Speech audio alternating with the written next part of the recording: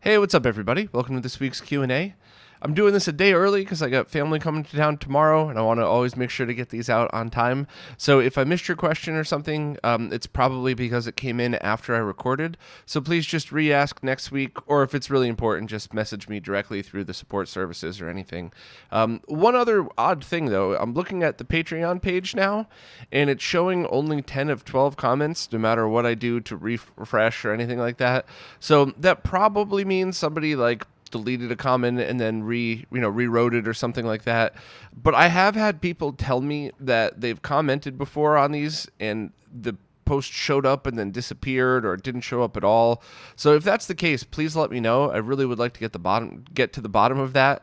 I don't think I've ever deleted any comment on the Patreons or of course Subscribestar or Bitbacker, but I don't think I've ever deleted a comment on any of these. I think and if I did, it might have just been because something came up doubles or something.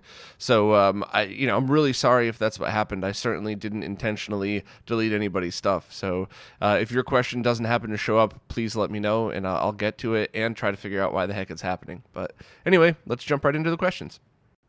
First up, Michael Caramonte wants to know if I know a reliable source for Sega CD replacement parts. Specifically, he had a Model 2's motor fail, and he's not sure if he should buy a junker on eBay or if there's some way to get equivalent parts. So the short answer is no. However, there's other alternatives. First, always start by going to console5.com and seeing what Luke has in stock. He does an amazing job trying to always add things, keep things in stock, and you could find a lot of parts there, but not all of them. Next is that I would try to research if anybody out there has found replacement parts from non-video game stuff. So, if you happen to find a smashed Model 2 that's completely broken but with a good assembly, great. Now you're breathing new life into what possibly would have gone into a dumpster. But if you just simply buy another Model 2 and you swap parts back and forth, you still end up with what could be a working Model 2. So I would look for things like, have people swapped out the motors from CD, like portable Discman CD players, like PC CD-ROMs, stuff that really... it would feel better pulling from those and ruining those devices than something like a game console that still has much life left in on it. An old CD-ROM drive for a PC, there's still millions of them out there, and there's nothing particularly special about most. So if you end up pulling a motor out of that one, I don't think anybody's going to come down on you for ruining an old CD-ROM drive. Not like a really good Plex store or something, but, generics. So while the short answer to your question is no, I don't know a good place to get a Model 2 motor, you should be able to find some decent options out there. Just a little bit of looking around. Maybe ask anybody in the Discord if they've done it. I know there was one specific Discman where you could replace the motor of a CDX or something like that. So there's definitely stuff out there for you. Firebrand X and Jim Nardacia were continuing the conversation from last week about long cable runs for RGB stuff. Firebrand X mentioned that you could go to Retro Access and have a custom cable made, because when Rachel added the custom cable maker, things did get a little bit easier for stuff like that. Her business is a little bit set up a little bit more for the custom side to make it easier for all of us. So yeah, absolutely, a 20-foot long coax shielded SCART cable might be something that she could do. But whenever you have custom stuff like that, and this is by no means any kind of I'm not putting down Retro Access or any custom cable maker. It's just things start to get complicated if it's not a normal stock item, especially when you're talking about 20-foot long SCART cables and stuff like that. That might be the perfect solution for you. But another solution might just be buying the HD Retrovision basic RCA cables and then the basic extension cables. You link those together, and you just, as long as you convert the ends to whatever you need, you might be able to get some pass-through adapters to do that. So it really is just about finding whatever need is best for your setup. And, it might just come down to that Retro Access custom 20-foot SCART cable is the best solution for you. So by all means, go for it. Just check all other options. And as a general rule of analog, the shorter the runs, the better. So, but yeah, certainly a great option, and thanks to Firebrand X for helping out. Red Noack wanted to follow up last week on the question about the Koryu Transcoder, the thing that's going to take composite and S-video and allow you to use that on your OSSC.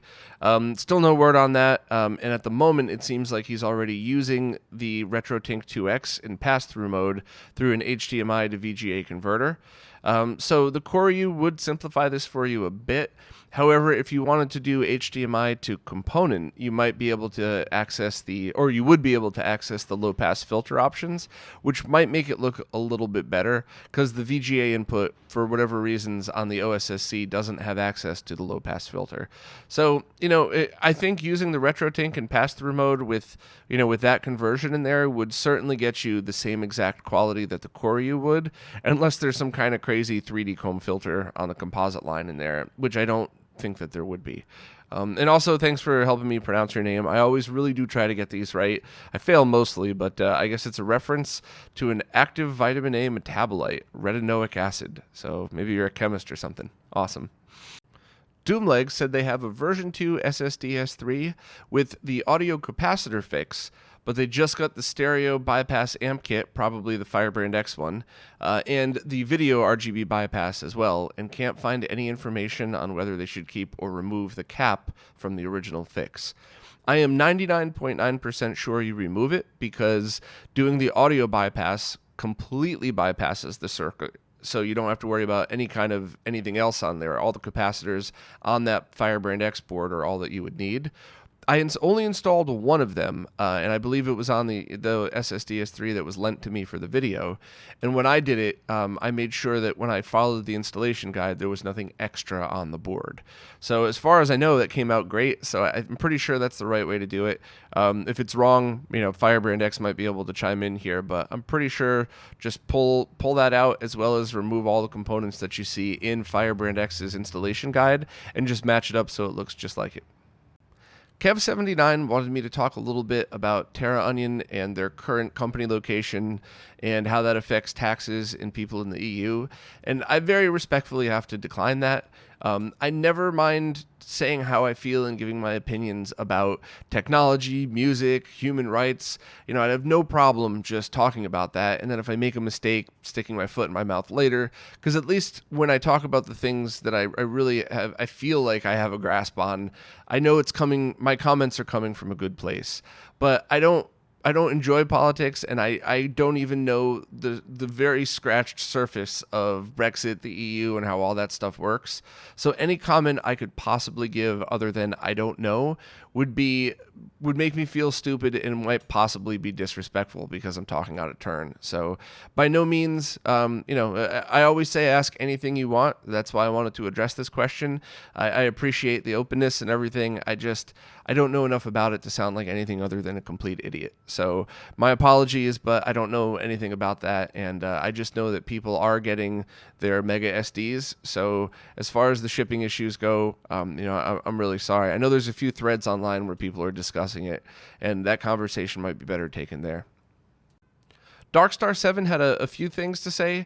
First, he followed up from last week about the RetroTink 2X and how possibly the LED light may have stayed on when it was unplugged, and he realized it was the HDMI that was unplugged, not USB. So thank you so much for reporting back on that. That's kind of what I assumed happened, but if you had a device that was broken or had a bug in it, that would definitely have been something that you would have wanted to follow up on. So I'm glad it's just a cable issue. I love mistakes like that. I love it when it's like a very clear, you figure out what happened, it's not going to affect anything. Those are good mistakes in my opinion. So also, you had a bunch of comments and discussions related to converting signals. And I think one of the things that you talked about that's definitely missing in the scene right now is a good RF demodulator. And, you might think like, oh, who the heck wants it? Who cares? The points that you brought up are spot on correct in that there's lots of professional grade monitors out there that could use something like the Koryu that takes composite and S-video and converts it to RGB just for a compatibility thing. So obviously it's not going to magically make it look like RGB, but that's really great for a lot of people that have monitors with expensive input cards and don't want to have to buy a different one, or just people that want to route everything through the same switch setup. Also on the other side of that, for the same reasons, you would want an RF demodulator to go into those monitors, because I've never seen a professional grade monitor with an RF input. The lowest signal that I've seen is composite. So being able to demodulate RF, especially if there was good filtering in there, because I've seen like early 2000 CRTs make RF look very close to composite. So, to have something that's an RF demodulator that could go to even composite video, but preferably RGB just for ease of use, would just make a lot of people's setups easier, and especially people with a lot of old computers and older consoles. And that way you don't have to worry about RGB modding everything just to use it. Now you could just, use everything as is, converted to RGB just to get it working on your monitor, and then convert a console one at a time if they even support RGB mods. So yeah, I absolutely agree with you there. I don't know of anybody off the top of my head working on an RF demodulator, and I think they would be kind of expensive. So what you're doing now, you said you're hooking your RF consoles into a professional grade VCR. Any newer VCR would be a good choice. You don't have to get a professional grade. You would just have to get one with a good filtering system in it, and then you could output that composite video, and it should be fine. Now, I've heard some reports of people doing this with DVD VCR combos, and that it adds lag to it. I've never heard of just a VCR adding lag, but any of the newer ones with any of the digital processing in it might. So that's just something to note. But right now, it seems like you've nailed the setup. A decent VCR to get RF to composite, and then composite and S-video through the RetroTink 2X. And then from there, go to wherever else in your setup it needs to be, whether it's back to component video or VGA to go into the RetroTink, or direct HDMI or whatever else. So thanks for the inputs, and once again, I'm really glad that your RetroTink turned out to be fine, because trying to deal with broken stuff, even with awesome technical support and stuff like that, it's always a pain. So glad it all ended up working out for you. Well, that's just about it for this week. Once again, I had to record a day early, so if I missed your question, please repost it. And also, I wanted to say hi and thank you to everybody that I met over at the Long Island Retro Gaming Expo. I absolutely love meeting people from the retro gaming scene in person, and especially anybody that signs up for the support platforms, because I'm always so appreciative. So there was a lot of you at the panel that I did, which I thought went really well. So once again, thank you for that, because the crowd is always going to determine half of how a panel goes anyway. Just even walking around and seeing people, and seeing people that I've met a few times before, or had conversations with online but never met in person, meeting new people, it's always awesome, and I always really appreciate when people come up and say hi. Also, if we've had conversations before, definitely remind me of your screen name, because some people I only know by their first name, some people I only remember their screen name because they have the same first name as everybody else. I think I know about 20 Mikes, 5 Zachs, so yeah, sorry if I don't ever remember your name. It's probably just because I talk to a bunch of people with your same first name all the time. But anyway, it was awesome meeting everybody. Thanks so much. And the next one's going to be another video game con, or a video game con, whatever it is, in Jersey. Then it's going to be Retro World Expo in Connecticut, which is kind of that always has a special place in my heart, because Lance and Chris got me in first. They'd been helping out since before I even came up with the name Retro RGB, before it was a website. And then, of course, my first West Coast appearance ever will be in Portland, and I'm really excited for that. I hope to meet all the people on the West Coast that I've been talking with for years that I've never had a chance to meet in person before. Honestly, I'm really excited for that one, because it's covering new ground and new people that, old friends that I've never met in person, I guess you could say. So anyway, as always, thank you so much for participating. Any questions at all, leave them in the newest Q&A wherever your support service is, and I'll see you next week.